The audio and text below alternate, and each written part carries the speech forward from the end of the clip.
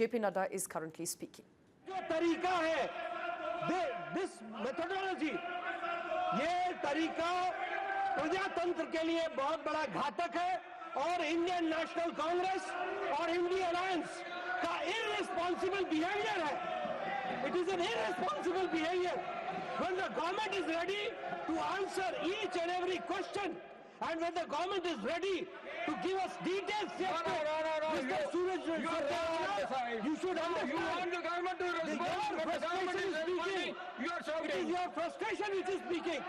We are ready, and whatever President Trump has tweeted yesterday night, late night, it is amply clear that what you were saying, that has been proved wrong, absolutely wrong. That has to be understood.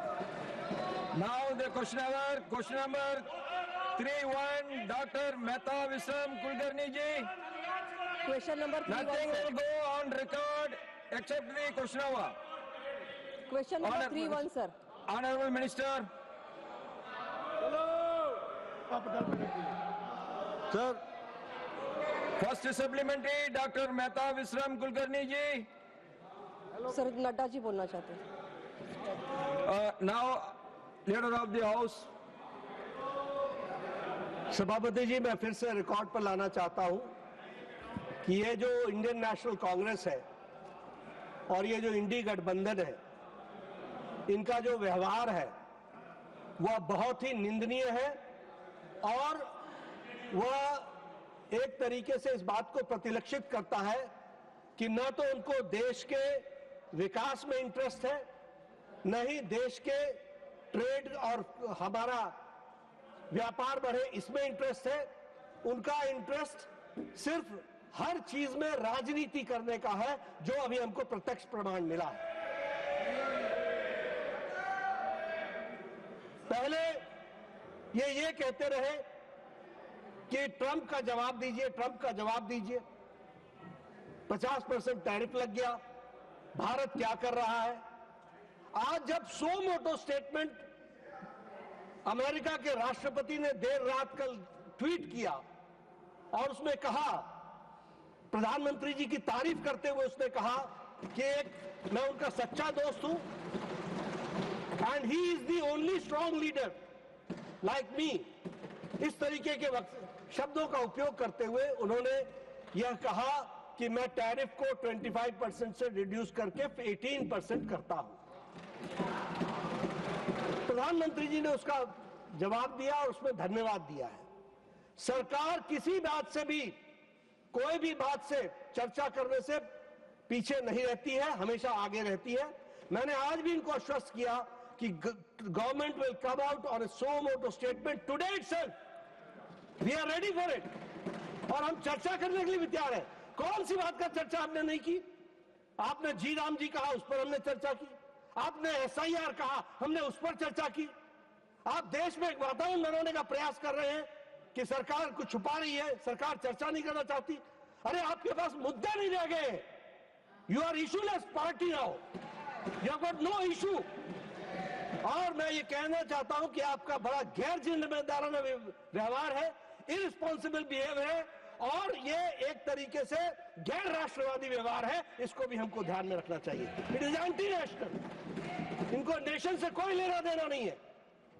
ये आज ऐसे मुकाम पर आकर के पहुंचे हैं जहां इनका फ्रस्ट्रेशन हर मोड़ पर दिख रहा है.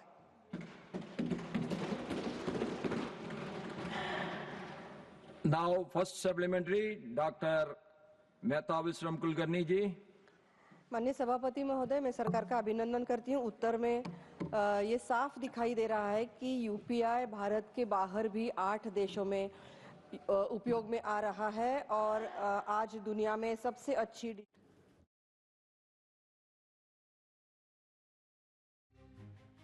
You heard it, the leader of the House in Rajya Sabha, JP Nadda, speaking about Donald Trump's late last night message. Now remember, in the late night political bombshell, US President Donald Trump revealed that he made a direct phone call to Prime Minister Modi himself.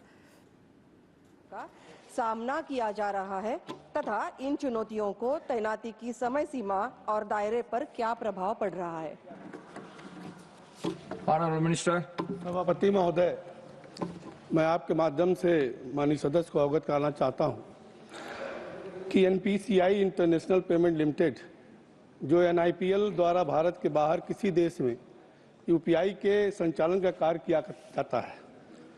UPI को अन्य देशों में ले जाने के समय अन्य देशों के फास्ट पेमेंट सिस्टम से यूपीआई के इंटरलिंकिंग में टेक्नोलॉजी में अंतर, करेंसी एक्सचेंज रेट, टेक्नोलॉजी में ऑपरेटर और स्कीम की ओनरशिप आदि जैसी चुनौतियां आती हैं।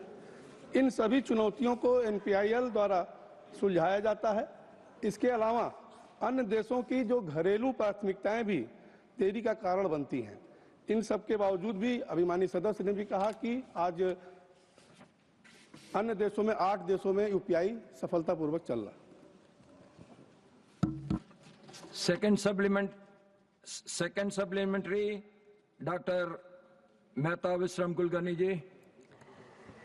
मैं ये सरकार से जानना चाहूंगी कि क्या सरकार ने अंतर्राष्ट्रीय यूपीआई एकीकरण के संदर्भ में होस्ट कंट्रीज के नियामकों और वित्तीय संस्थाओं द्वारा उठाई गई प्रमुख चिंताओं जैसा डेटा स्थानीयकरण, cyber security, anti money laundering, terror financing का काउंटर,